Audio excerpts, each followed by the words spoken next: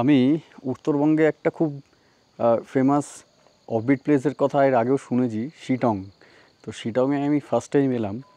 আর এই যে হোমস্টেটাতে আমি রয়েছি, এটা হচ্ছে ওয়াক ইন ক্লাউডস হোমস্টেটার নাম। বাট এখান থেকে যে ভিউজটা দেখতে পাচ্ছি, একটু ক্যামেরায় ঘুরিয়ে দেখাই। এই হচ্ছে কিছু ভিউজ এখান থেকে।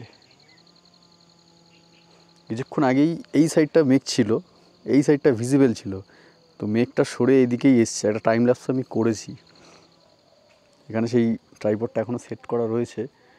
এই হচ্ছে এখানের ভিউজ। আর হোমস্টেটা এত সুন্দর, দারুণ লাগছে।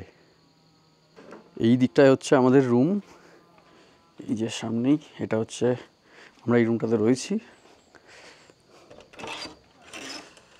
এই হচ্ছে রুম, এটা অ্যাকচুয়ালি 4 বেডের রুম, খুব সুন্দর। এখানে ব্যাগপত্রগুলো সব রাখা রয়েছে আপাতত।